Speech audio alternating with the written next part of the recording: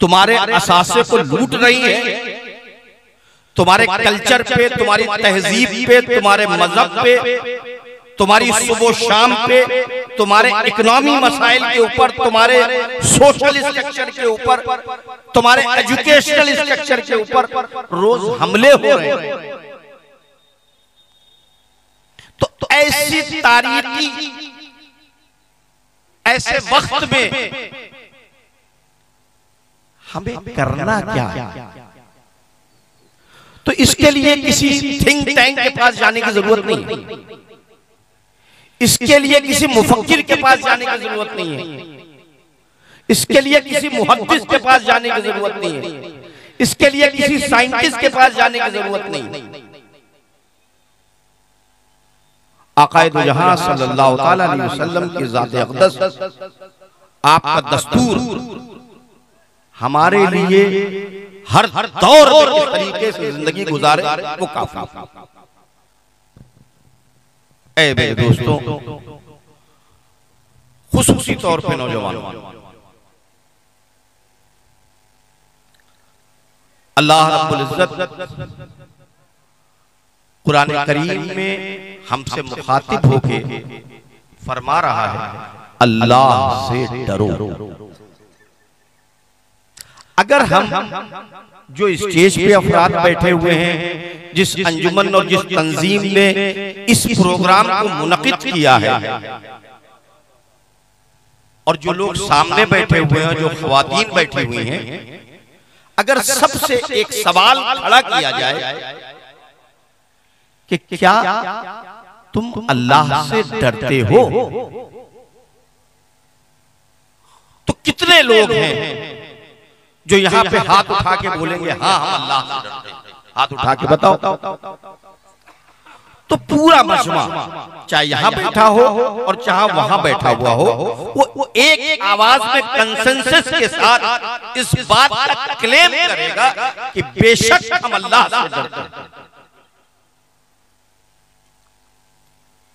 लेकिन अल्लाह से डरने के जो रियल मीनिंग है, जो उसके पीछे मकसद है, अल्लाह से डरने का जो मतलब है, क्या जो उसके तकाजे हैं, अगर वो पूछे अल्लाह से डरो यानी कि नमाज का वक्त आया नमाज पढ़ो, अल्लाह से डरो रमजान का महीना आया रोजा रखो, अल्लाह से डरो साहिब इस्तिताअत को हज करो, अल्लाह से डरो साहिब हैसियत तो ज़कात दो, अल्लाह से डरो माँ बाप की नाफरमानी मत करो, अल्लाह से डरो जुआ मत खेलो, अल्लाह से डरो हसद और किना को अपने दिलों से निकाल दो, अल्लाह से डरो शराब मत पियो, अल्लाह से डरो माँ बाप से ऊंची आवाज में बात मत करो, अल्लाह से डरो यतीम के ऊपर शफकत करो, अल्लाह के डरो कोई ऐसा काम मत करो जो अल्लाह के प्यारे हबीब को पसंद ना हो। हर उस काम को अपनी जिंदगी से ज्यादा अजीज जानो जिसको आक़ाए दो जहां सल्लल्लाहु अलैहि वसल्लम ने पसंद फरमाया। अगर हम ये सवाल कायम करें आपके बीच में, अपने बीच में, इस सेल्फ एनालिसिस, ये अपना मुहासबा करने का वक्त है। बाएं मत देखो, दाएं मत देखो, अब्बा को मत देखो, दादा को मत देखो, मुफ्ती साहब को मत देखो, पीर साहब को मत देखो, मुझको मत देखो, अपने को देखो। सेल्फ एनालिसिस करो, क्या मैंने दिन भर में झूठ बोला? क्या मैंने किसी की गीबत की? क्या मैंने अपने माँ बाप के साथ वो हुस्ने सुलूक किया जिसका जिक्र कुरान में है, जिसको आका ने पसंद फरमाया? क्या तुम्हारा भाई और बहन के साथ वही रिश्ता है जिस रिश्ते को आक़ाए दो जहां सल्लल्लाहु अलैहि वसल्लम ने बयान किया? क्या पड़ोसी के पड़ोसी से वही ताल्लुकात हैं जिसको आक़ाए दो जहां सल्लल्लाहु अलैहि वसल्लम ने पसंद फरमाया? क्या माशरे में तुम एक दूसरे के साथ उसी तरीके से रहते हो जिसको अल्लाह के प्यारे हबीब ने पसंद फरमाया? नहीं, हम गुटों में बसे हैं। एक घर में, एक कुनबे में हजार खाने, बाप की बेटे से नहीं बन रही है, सास की बहू से नहीं बन रही है, पड़ोसी की पड़ोसी से नहीं बन रही है, भाई के भाई से नहीं बन रही है, मस्जिद के इमाम की मुक्तदी से नहीं बन रही है, कमेटी के इमाम से नहीं बन रही है। और उसके बाद क्लेम क्या है, हम अल्लाह से डरते हैं।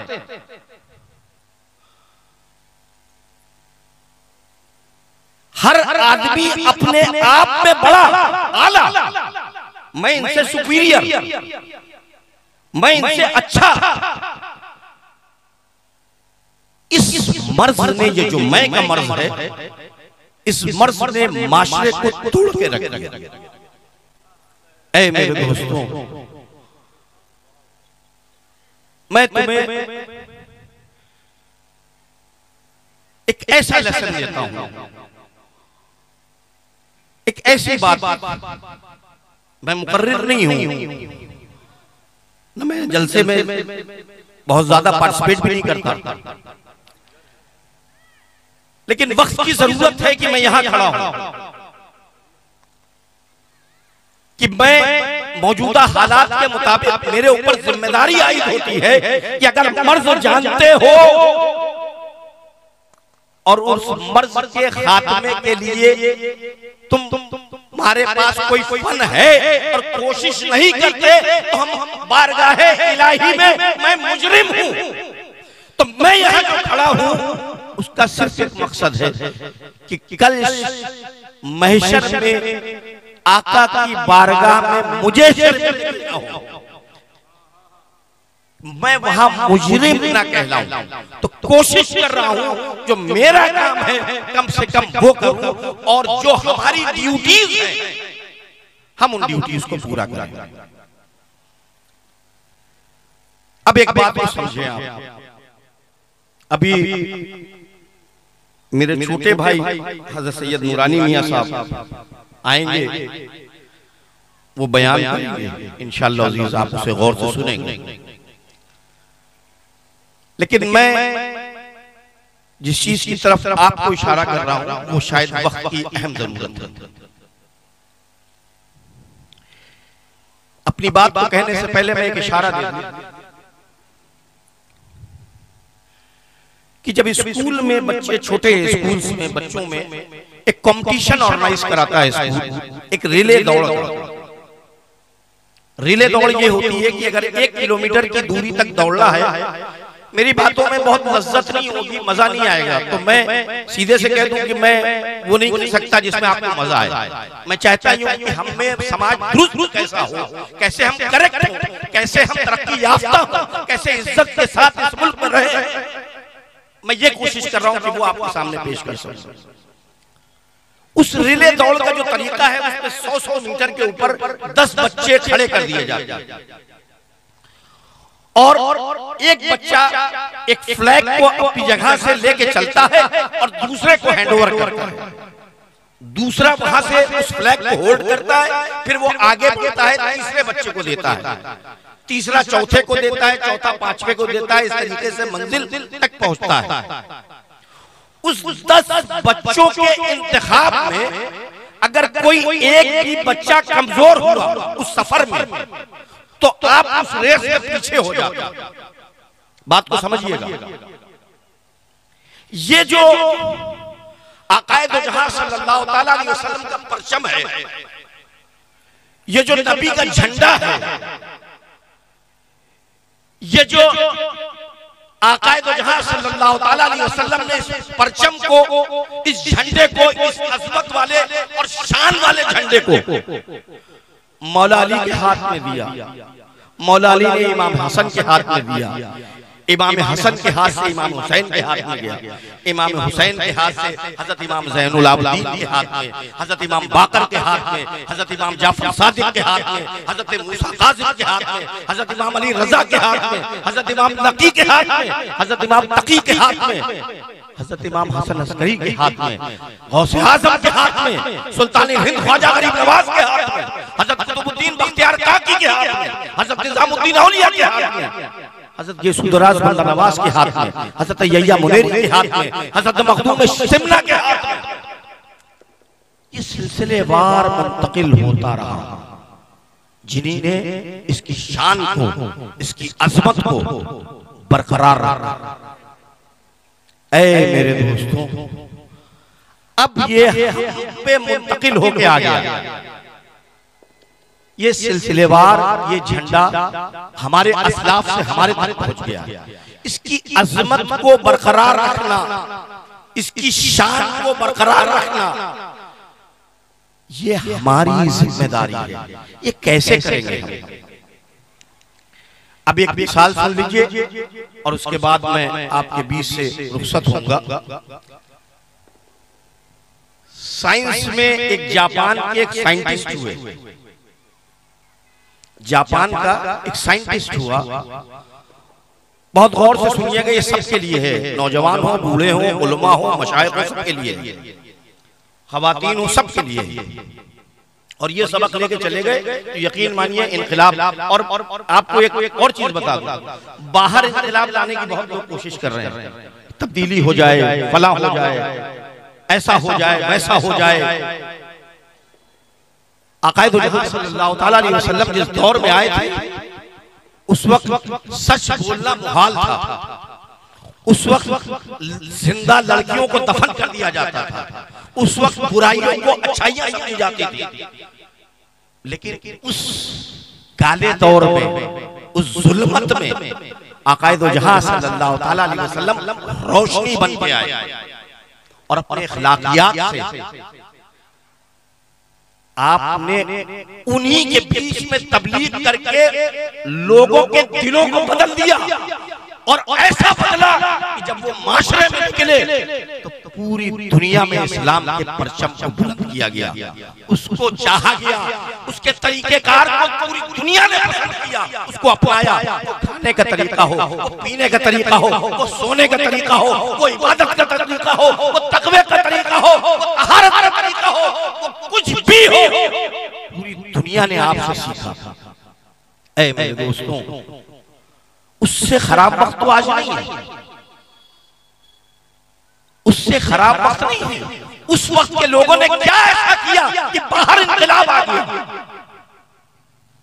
उन्हीं ने बाहर इनकलाब लाने से पहले उनके अंदर इनकलाब पैदा हुआ।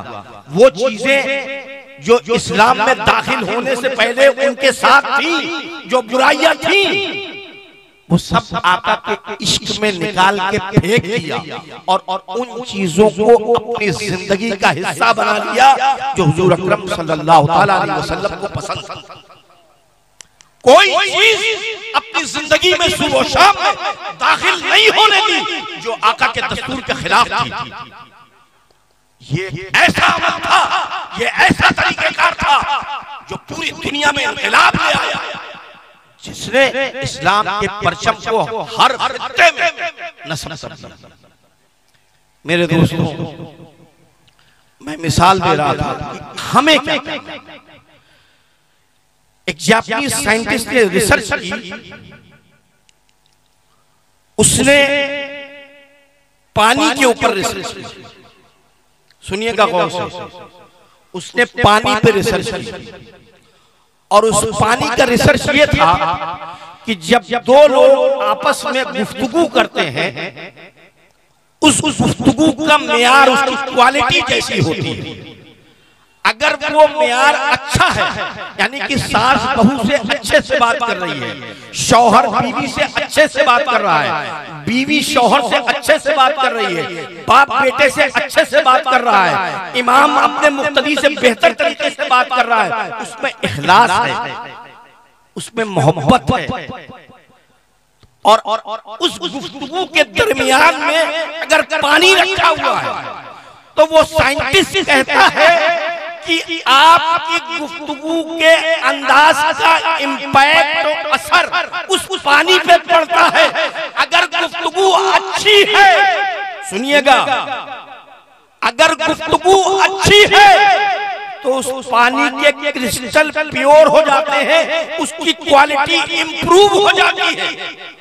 और अगर गुफ्तगू में नफरत है, अगर गुफ्तगू के अंदर हसद है, किना है, जहन में शैतान है, फिक्र में नापाकी है, नफरत है और जबान से आप कुछ भी अदा कर रहे हैं, लेकिन अगर फिक्र में ना बाकी है, मान लीजिए कि यहाँ 50 उलमा बैठे हैं, मैं 30 को पसंद करता हूँ और 20 के ताल्लुक से ये सोचूं कि ये बेकार में आ गए, लेकिन मैं गुफ्तगू बहुत अच्छी कर रहा हूँ, लेकिन मेरी फिक्र में ना बाकी है, उसका असर ये होगा कि इस रेडिएशन में रखा हुआ जो पानी है वो मेरी फिक्र से असरअंदाज होगा और उसकी क्वालिटी डिग्रेड हो जाएगी। यानी अगर वो पानी इंसान पिएगा तो वो उसके लिए मुजिर होगा, वो उसके लिए जहरीला होगा, वो उसके लिए नुकसानदेह होगा, वो उसको नुकसान पहुंचाएगा। मेरी बात को बहुत गौर से सुनिएगा।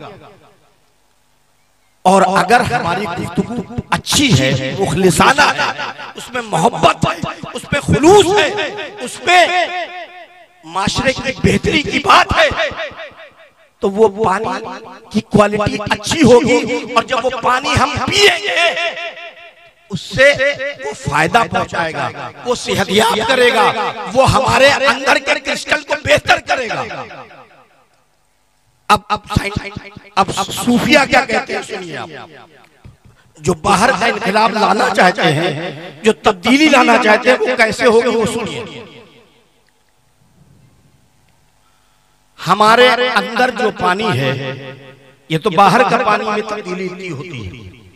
साइंस ये कहती है कि 67.67 यानी कि तकरीबन 70% इंसान के जिस्म के अंदर पानी, इंसान के जिस्म में 70% पानी है। यानी कि जब हमारी गुफ्तगू का मेयार अच्छा होता है तो बाहर के पानी में तब्दीली होती है। हमारी फिक्र का रेडिएशन बाहर इतना होता है कि हमारे रेडिएशन में जो चीजें रखी हुई हैं वो उससे असरअंदाज होती हैं। तो हमारे अंदर का पानी उससे कितना मुतासिर होता है। अब सुनने की कोशिश कीजिएगा। जब हमारी फिक्र में हम जब झूठ बोलते हैं, जब हम गीबत करते हैं, जब हम गुफ्तार में गाली बकते हैं, जब किसी के साथ बदकलामी करते हैं, जब हमारा अंदाज अच्छा नहीं होता, जब हम कोई गुस्ताखाना कलमात कहते हैं, तो बाहर के पानी की हालात तो बदलते ही हैं। उसका पहला असर बाहर के पानी से पहले हमको ये लगता है कि हमने इनको बुरा चाहा, हमने इनके साथ बुरा किया, इनको बुरा कहा, इनको नुकसान हुआ। ऐ मेरे दोस्तों, सबक सुनो, जानो, इनका नुकसान नहीं हुआ। तुम्हारे अंदर का 70% पानी जो प्योर है उस पे असर हुआ, वो काला होना शुरू हुआ, उसकी क्वालिटी डिग्रेड होनी शुरू हुई। और जब वो हरकत करता है, जब वो रवा दवा होता है वो पानी, तो वो कल्ब पे चोट करता है, वो कल्ब पे चोट करता है। और जब तुम अल्लाह का जिक्र करते हो, जब उसकी तस्बीह पढ़ते हो, जब अल्लाह करते हो सच्चे दिल से, जब सरकार की बारगाह में दुरूद पढ़ते हो, जब आका के रोज़े को अपनी निगाहों में बसा के जब उसकी बारगाह में दुरूद और सलाम का नजराना पेश करते हो, तो बाहर का रेडिएशन बाद में बदलता है, तुम्हारे अंदर का पानी बदलना शुरू होता है। वो अंदर का पानी तुम्हारे कल्ब पे चोट करता है और उसको नूरी करता रहता है। वो जितनी बार अल्लाह करोगे वो पानी तब्दील होगा, वो तुम्हारे कल्ब को चोट करेगा, उसके क्रिस्टल को प्योर करेगा, वो कल्ब को चोट करेगा, उसके क्रिस्टल को प्योर करेगा, उसका कल्ब नूरी होता जाएगा, उसके कल्ब में तब्दीली आती जाएगी, वो नूरी होता जाएगा। और जब हमारी जिंदगी में शरीयत मोहम्मदी की पासदारी होगी, हम तकवा इख्तियार करेंगे, हम परहेजगारी इख्तियार करेंगे, हम नेकी करेंगे, बुराइयों से नफरत करना शुरू करेंगे, तो हमारे अंदर का पानी प्योर होने लगेगा। और ये काम जिसने किया, सुनिए, ये काम जिसने किया, इमाम हुसैन ने किया, इमाम हसन ने किया, हजरत इमाम ज़ैनुल आबिदीन ने किया, मखदूम सिमना ने किया, गौसे आज़म ने किया, सुल्तानुल हिंद गरीब नवाज ने किया, हजरत इमाम अहमद रजा ने किया। उन्हीं ने जब अपनी जिंदगी तकवा इख्तियार किया, परहेजगारी की, दयानतदारी की, ईमानदारी के साथ जिंदगी गुजारी, तो उनका कल्ब प्योर होता गया और एक मंजिल वो आई। सुनिए, एक मंजिल वो आई क्योंकि उनकी जिंदगी में कोई चीज शरीयत मोहम्मदी के खिलाफ नहीं था, और जब वो जिक्र इलाही में जिंदगी गुजारते रहे, हुकूकुल इबाद पूरे करते रहे, सच्चाई के साथ जिंदगी गुजारी, खौफे खुदा को इख्तियार किया, अल्लाह के सिवा किसी से नहीं डरे, जब ऐसी जिंदगी इख्तियार की तो एक वक्त वो आया कि जब गौसे आज़म के सामने मुर्दा आ गया तो आपने अपनी निगाह से उसकी तरफ तवज्जो की तो वो मुर्दा जिंदा हो गया। मखदूम सिमना के सामने जब वो मूर्ति आ गई, आपने हुक्म उस मूर्ति को दे दिया, उस मूर्ति में जान आ गई, वो चलने लगी। मेरे दोस्तों, हम जब तक अपना अंदर का हाल नहीं बदलेंगे, बाहर का हाल नहीं बदलेगा। आप समझें इसके बरक्स तफसीर क्या है। जब हम सुबह देर से उठते हैं, यानी कि पहला देर से उठने में हमने अल्लाह के हुक्म की नाफरमानी की, फजर की नमाज को छोड़ दिया, तर्क कर दिया, उसके बाद सुबह उठने के बाद हम दुनिया की गुफ्तार में और गलत हरकतों में लग गए, बाजार में आ गए, गलत तरीके से गुफ्तगू करने लगे, तो हमारा पहले सुबह उठने के बाद से जो हमारे अंदर का पानी है वो क्या होता रहा, उसकी क्वालिटी खराब होती गई, और उसकी क्वालिटी खराब हुई तो उसने कल्ब पे चोट करना शुरू किया।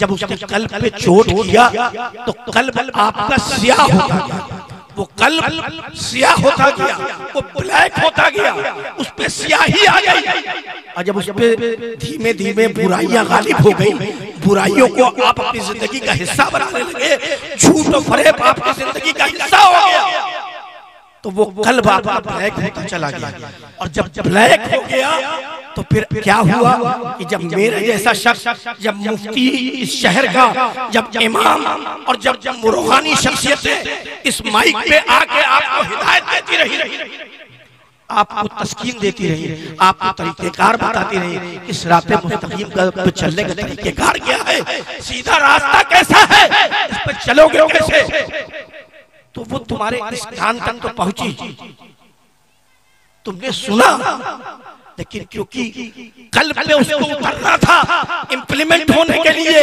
असरदार होने के लिए, जिंदगी में बदलाव के लिए, लेकिन वो कल्ब तुम्हारा स्याह हो चुका था, उस कल्ब पे स्याही थी, वो कल्ब बुराइयों से ब्लैक हो चुका था, उसने अच्छाइयों को जगह न दी, उसने रिजेक्ट कर दिया।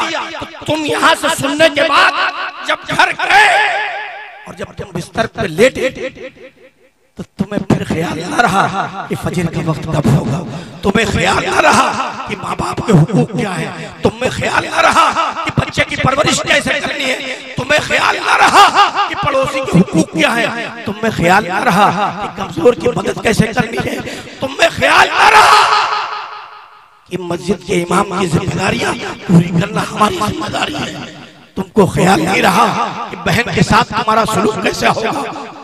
ऐ मेरे दोस्तों,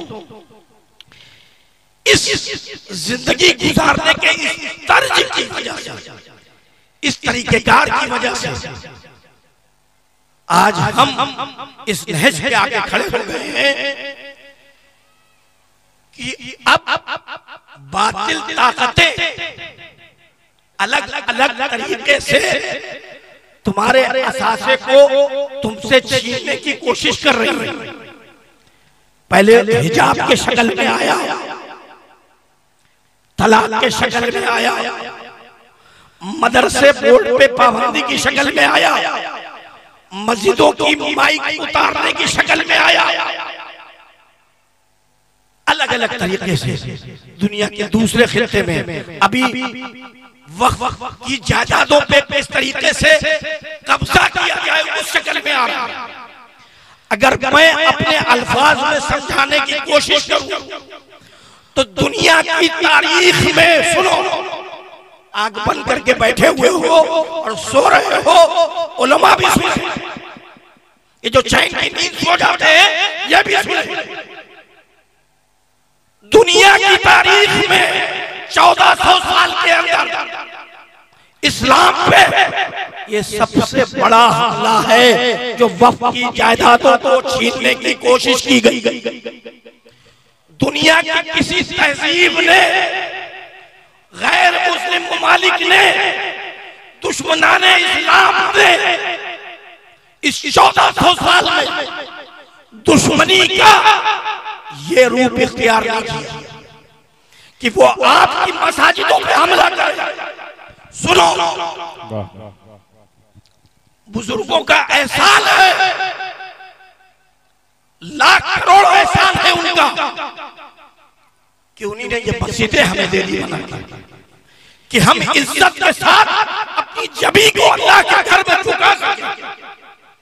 उनका एहसान है, ये कब्रिस्तान हमें दे दिए कि हम इज्जत के साथ इस मिट्टी में दफन किए जा सके। ये जो इज्जत के साथ तुम अपनी नमाजें पढ़ रहे हो और इज्जत के साथ दफनाए जाते हो, अल्लाह की इज्जत की कसम, अगर तुमने अंदर इख्तिलाफ नहीं लाए, अगर तुम अपने अंदर तब्दीलियां नहीं लाए तो न तुम्हारे सजदे इज्जत के साथ हो पाएंगे, न तुम इज्जत के साथ दफनाए जा सकते हो। कल इस बात की शुरुआत हो चुकी है कि तुम्हारी मसाजिदें छीन ली जाए, तुम्हारे कब्रिस्तान तुमसे छीन लिए जाए। और हाल ये है, हर इलाके में 5 अंजुमने 5 खानों में है, उलमा बटे हुए हैं, कमेटियां में तजाद है, घरों में इत्तेहाद नहीं है, और हाल दुश्मन आपके सर पर खड़ा है। इसका मुकाबला कैसे करोगे? पहले सूफिया का तरीका ये होता था, जब वो किसी घर में कदम रखते थे तो पहला सवाल खड़ा करते थे, बहू खुश है, घर की औरतियां खुश है, कोई तकलीफ तो नहीं है, कोई घर में तनाव तो नहीं है, बदसकूनी तो नहीं है। अगर कोई मामला होता था तो मियाँ और बीवी के मामले में, सास और बहू के मामले में सुलह कराता था, ससुर के मामले में सुलह कराते थे। क्यों? वो जानते थे कि अगर बाहर इसके शौहर को काम करना है, इसके दामाद को काम करना है, इसके ससुर को काम करना है, तो घर का सुकून जरूरी है। और अगर घर में सुकून नहीं तो ये बाहर न अपनी खिदमत कर पाएगा और न कौम की खिदमत कर पाएगा। तो आज हाथ जोड़ के मैं इस फोरम से सुल्तानपुर के वासियों, मुसलमानों, तुम्हें दावत देता हूं, अपनी ख्वातीन को भी, अपने नौजवानों को भी, अपने जिम्मेदारों को, अपने अंदर हर किस्म के इंतशार का खात्मा कर दीजिए, सुलह कीजिए, नेकी की तरफ आमादा हो जाइए, अल्लाह के दिए हुए दस्तूर को अपनी जिंदगी का हिस्सा, दस्तूर मोहम्मदी पे अमल पैरा होइए। आक़ाए दो जहां सल्लल्लाहु ताला अलैहि वसल्लम ने जो तरीका बताया उसे अपनी जिंदगी से ज्यादा अजीज जानिए। अब सुनिए, हमारी शादियों में 90%